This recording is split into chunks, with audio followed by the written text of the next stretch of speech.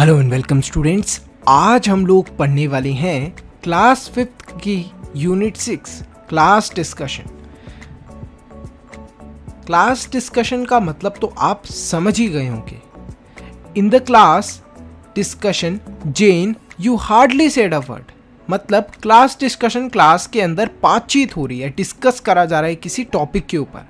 तो यहाँ पर जो इनकी मैम है वो जेन को बोलती हैं कि जेन, हम लोग अभी जो क्लास डिस्कशन कर रहे थे इसके अंदर तुमने बहुत मुश्किल से शायद ही कोई एक वर्ड बोला हो।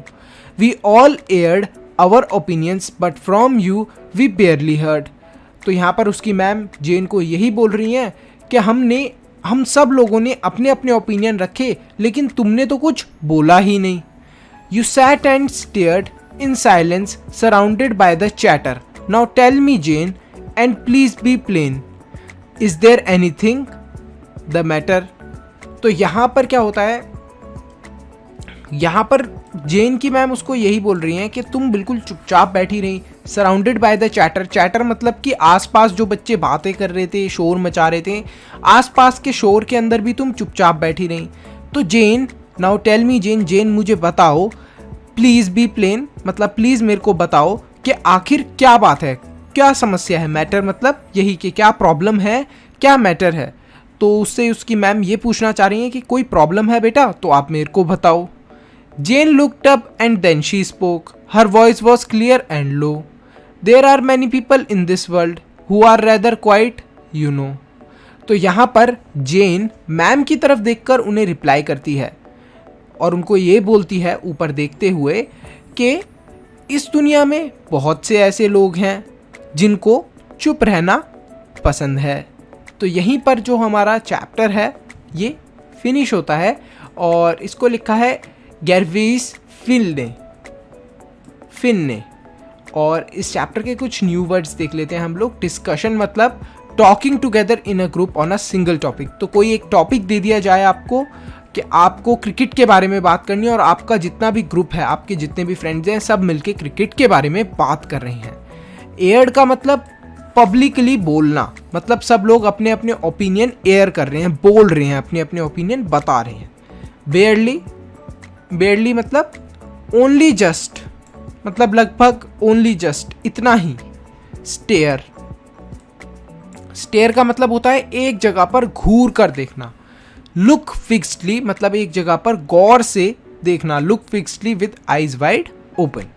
तो यहाँ पर कुछ क्वेश्चंस दिए गए हैं बच्चों। फर्स्ट है what activity was going on in the class. Class के अंदर क्या एक्टिविटी हो रही थी।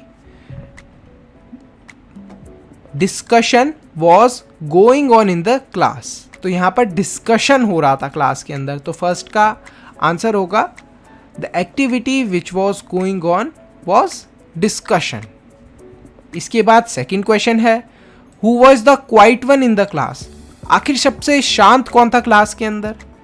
इस सवाल का जवाब होगा, यहां से आप नोट कर सकते हैं, the quiet one in the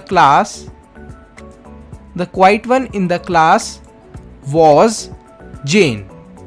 तो यहां से आपको लिखना है स्टार्टिंग से, the quiet one in the class was Jane. तो ये हो जाएगा हमारे क्वेश्चन नंबर 2 का आंसर। इसके बाद क्वेश्चन नंबर 3 है वाई वॉज शी क्वाइट। आखिर जेन चुप क्यों थी। तो यहां पर हमें 4 ऑप्शन दिए गए हैं, उनमें से हमें टिक करना है। She was afraid to air her opinions. क्या वो अपनी जो भी बातें थी वो बोलने से डर रही थी। शी हेटेड द नॉइस, उसको आवाज़ें पसंद नहीं थी। She didn't like the activity, उसको वो एक्टिविटी पसंद नहीं थी जो मैम करा रही थी, इस वजह से उसने कुछ भी नहीं बोला और चुप थी वो। फोर्थ है she was quite by nature, या फिर उसका स्वभाव ही ऐसा था, वो थी ही ऐसी कि वो चुप रहना पसंद करती थी। तो इसका आंसर होगा फोर्थ वाला point, she was quite by nature. उससे ज़्यादा किसी से बात करना पसंद नहीं था। लास्ट टेंस में भी उसने यही बोला है कि there are many people in this world who are rather quiet you no.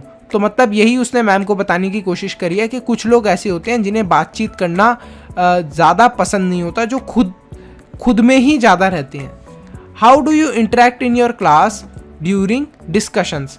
Do you participate और रिमेन क्वाइट। तो ये सवाल आप लोग खुद से लिख सकते हैं और इस सवाल का आप लोग ज़रूर जवाब दें। इस क्वेश्चन के अंदर आपसे ये पूछा गया है कि आप किस तरीके से इंटरेक्ट करते हैं अपने क्लास डिस्कशन के दौरान।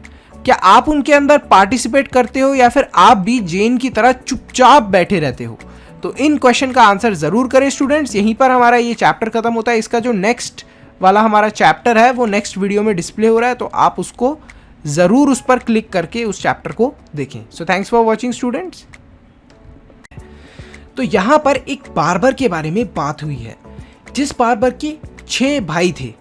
एक दिन की बात होती है कि उस बार्बर के जहाँ पर वो रहा करता था उसके एरिया के जो सुल्तान होते हैं वो उस बार्बर को अपने पास बुलाते हैं। किस लिए बुलाते हैं सुल्तान उस बार्बर को? ऑब्वियस